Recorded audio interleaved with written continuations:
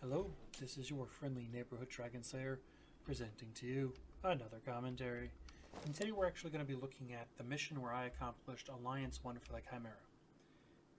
It might sound easy because it's, the first mission in Alliance, but it's probably, for me, the most difficult one I had to do. Reason being, you have to do 25% of the team's HP and damage, and I think you have to win. So it makes it a little more difficult. You got to have one of those really nice high damage games, and you have to do it basically not a tier 10. You have to get a decent sized fight, which we have here. We only have 4 tier 9s, and surprise, surprise, I'm going to do some farming. So off the start, I actually kind of call it chat. I want to get in position. Actually, if you look at chat, call it GG. I think my team's basically lost. And this is a situation where my team went full stupid almost as hard as theirs. And what I mean by that is, when you look at the way the team set up, both teams basically went the same direction and met head on. The difference was, I killed their middle, and their middle nothing dealt. So you'll see that here in a minute.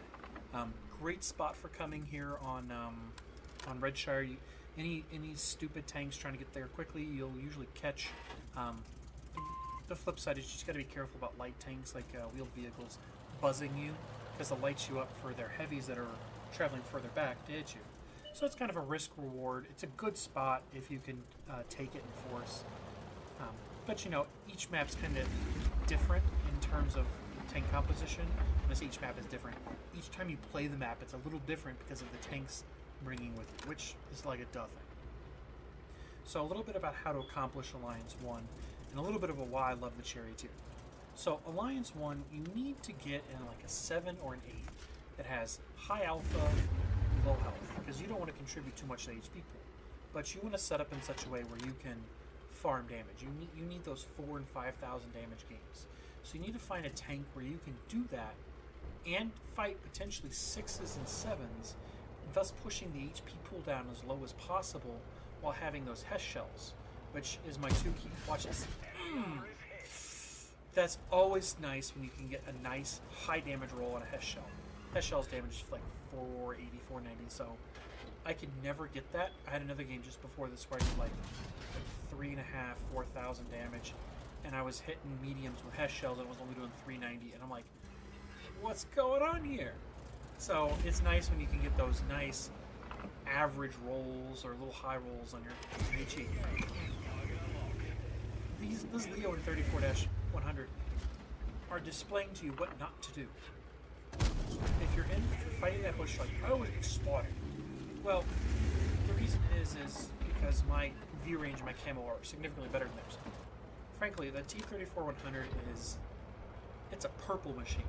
If you want to get purple, get good in it, because it's just one of those things where people are no good. A quick trick with this. If he's doing that and side scraping, the problem is he can't hide all of his tank. So watch what I go and do. This is actually how to dig someone out of that spot, because when he's in there like that, you can't actually fully hide everything, just the way the angles work out. So you can actually dig someone out of there and do this. Watch this. This is like, my IQ went up by 10 after this. I wasted a Hesh shell, but I still got 4 more. Surprise, surprise. They basically all failed. I can't wait for, and that brings me to my next point. I can't wait for the HE changes to come about, because I think Hesh shells will be so much better in this game. And I also really love the Charioteer. Watch this.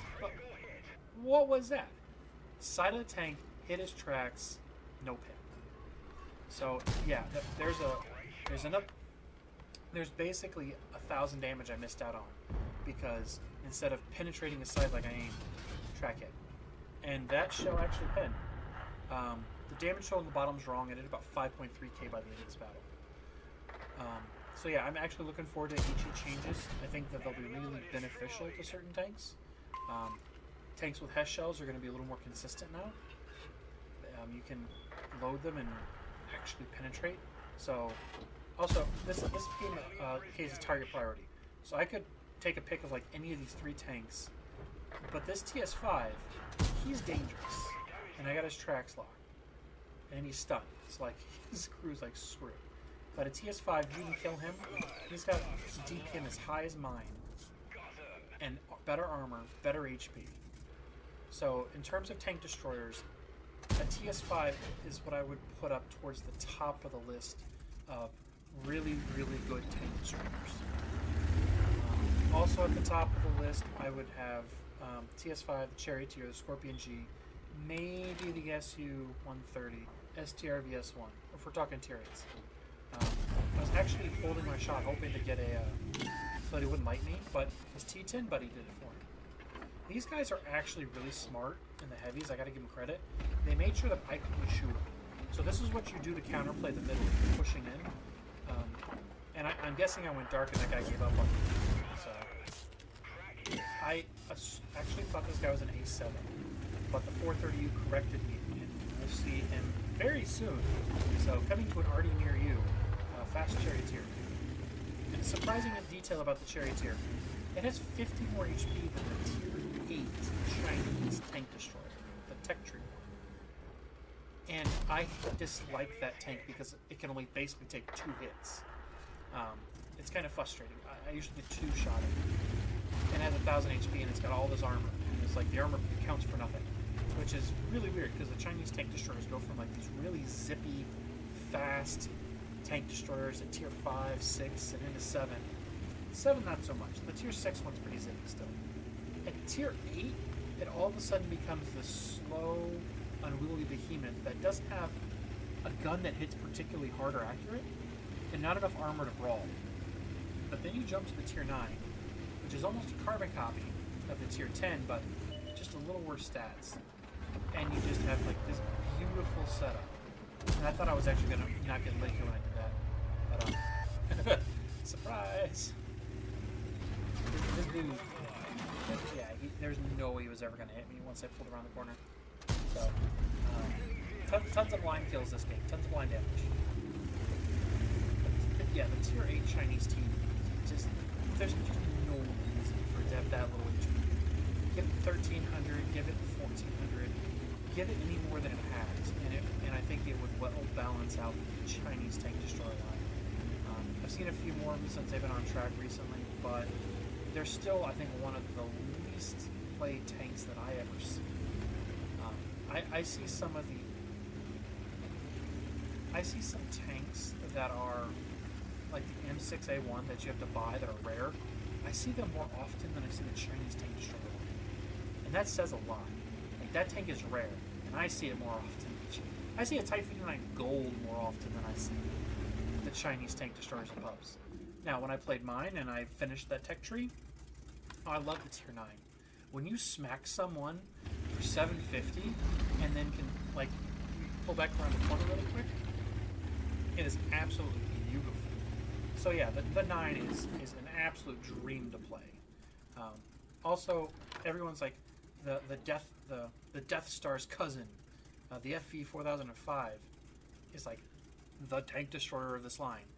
I disagree. I actually really liked this entire line going up. I haven't bought the Death Star's cousin because I don't see the point. Like I have the Death Star, and I know the FV is just faster. So, and it's kind of it's a one-trick pony. Why? I have the Conway. I still love the Conway. I have the Charioteer. I have the Charioteer for Frontlines. Also because it's just a fun tank. It is a tier 8 Hellcat. And for those of you who remember the Hellcat, this Hellcat at its prime, this is a tier 8 Hellcat. And when the HESH and the HE changes come, oh baby, this thing is going to be super nice. I actually stripped this crew out and his crew's on the Conway, so this is a new crew. But yeah, I only get one more shot of damage in after this point. All I can say for you guys is I'm thinking about doing some shorts, like doing some like really quick short uploads of like having a fun little thing I might do that day, like if I did something really cool or funny or just got away with something. Might do some shorts. They seem like they're the hot thing right now. I still play EVE. I still play World of Tanks. Might do a walkthrough of Jurassic Park. Like me and my daughter would play it all along. So video's kind of wrapping up. I know I'm sporadic in uploads, but that's just because I upload as I have good games or games that I want to show off. I don't get them every day. So I thank you guys for joining with me.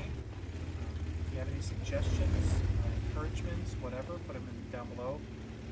When I do the 279E, when I get those missions going, I might do more. I might do some live streaming or something. I've actually been waiting and thinking to live stream my progress on the 279E because it would be fun to do a 279E grind.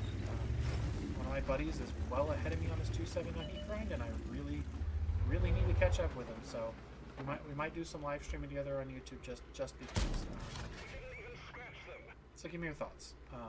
Not the best player. It's just a fun thing we might do together. So, ladies and gentlemen, once again, this has been your friendly neighborhood Dragon Slayer, presenting to you another commentary. Stay safe and have fun.